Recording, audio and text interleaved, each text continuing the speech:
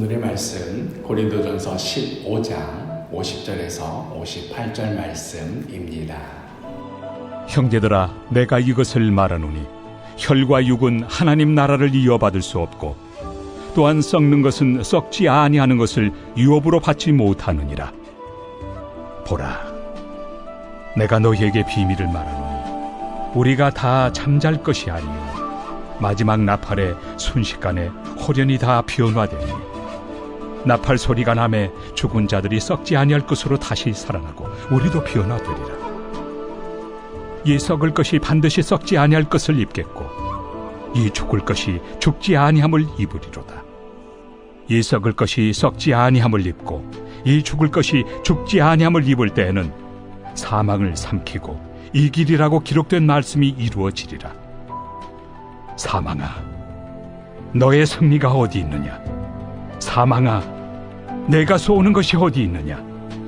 사망이 쏘는 것은 죄요, 죄의 권능은 율법이라. 우리 주 예수 그리스도로 말미암아 우리에게 승리를 주시는 하나님께 감사하노니, 그러므로 내 사랑하는 형제들아, 견실하며 흔들리지 말고 항상 주의 일에 더욱 힘쓰는 자들이 되라. 이는 너희 수고가 주 안에서 헛되지 않은 줄 알미라. 오늘은 큐티 다이어리의 질문을 따라가며 진행하도록 하겠습니다. 첫 번째 질문, 마지막 나팔이 울릴 때에 우리는 어떻게 됩니까? 52절 말씀, 나팔 소리가 나매 죽은 자들이 썩지 아니할 것으로 다시 살아나고 우리도 변화되리라. 고린도 교회 안에 부활에 대해 의심을 품고 부활이라는 것은 없다 하고 주장하던 몇몇 성도들을 향하여 사도 바울은 부활이 분명히 있음을 선포합니다. 씨앗이 땅에 심겨 크고 싱싱한 나무로 자라나는 것과 같이 욕되고 연약한 우리의 육신이 죽어서 부활의 때에 영광스럽고 강하고 신령한 몸으로 다시 살아나게 될 것이라 확신 가운데 선포하였습니다. 언제 이런 일이 벌어지는가? 마지막 나팔 소리가 들릴 때에 예수님께서 다시 이 땅에 오실 바로 그때에 이제 죽은 자들이 썩지 아니할 것으로 다시 살아나며 그 순간에 살아있던 자들도 순식간에 홀연히 다 변화될 것입니다. 두 번째 질문, 우리는 누구를 통하여 승리를 얻게 됩니까? 55절에서 57절, 사망아 너의 승리가 어디 있느냐? 사망아 내가 쏘는 것이 어디 있느냐? 사망이 쏘는 것은 죄요, 죄의 권능은 율법이라. 우리 주 예수 그리스도로 말미암아 우리에게 승리를 주시는 하나님께 감사하노니. 인류 역사 가운데 위대했던 장군이건 왕이건 그 누구든 다 죽음 앞에 결국은 굴복할 수밖에 없었습니다. 한 사람도 빠지지 않고 모두 다 죽음을 맞이했습니다. 이 땅 위에 가장 강력한 것이 있다면 그건 바로 죽음의 권세일 것입니다. 그런데 비록 지금은 죽음이 가장 강한 것처럼 보일지 몰라도 이제 주님께서 다시 오시게 되면 어떻게 되는 것입니까? 그 죽음을 향해 호통을 치시는 것이지요. 사망아, 너의 승리가 어디 있느냐? 사망아, 내가 쏘는 것이 어디 있느냐? 가장 강력했던 사망을 이기시고 죽은 자들을 다시 살리시는 부활의 주님께서 우리 모든 믿는 자들에게 최후 승리를 주시는 것입니다. 더 이상 죽음이 우리를 지배하지 못하고 더 이상 죽음이 힘을 쓰지 못하고 죽었던 자들도 또 그 당시에 살아있는 자들도 모두 다 영광의 몸으로 신령한 몸으로 부활할 것입니다. 그렇게 우리 모두는 그 영광의 순간에 다음과 같이 고백하게 될 것입니다. 우리 주 예수 그리스도로 말미암아 우리에게 승리를 주시는 하나님께 감사하노니. 우리 주 예수 그리스도로 말미암아 우리 모두는 최후 승리를 얻게 될 것입니다. 세 번째 질문, 최후 승리가 보장되어 있는 성도로서 이제 남은 인생을 어떤 자세로 살아야 하나요? 58절. 그러므로 내 사랑하는 형제들아, 견실하며 흔들리지 말고 항상 주의 일에 더욱 힘쓰는 자들이 되라. 이는 너희 수고가 주 안에서 헛되지 않은 줄 알미라.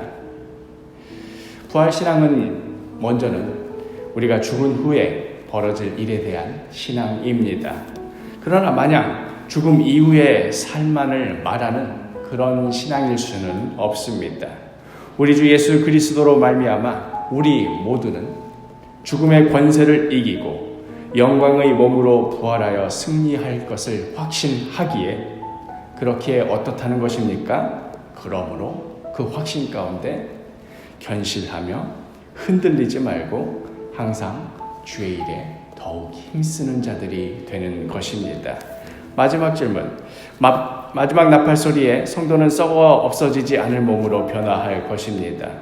나는 하나님 나라를 유업으로 받기에 합당한 사람으로 준비되어 가고 있나요?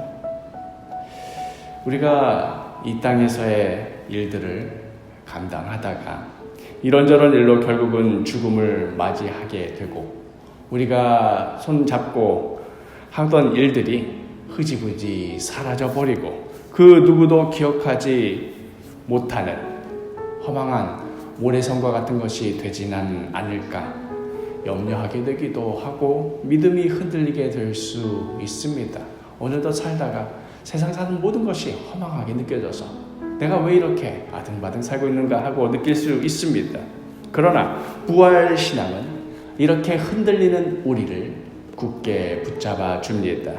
결코 주 안에서 행한 수고 그 어느 것 하나도 땅에 떨어지지 않을 것입니다.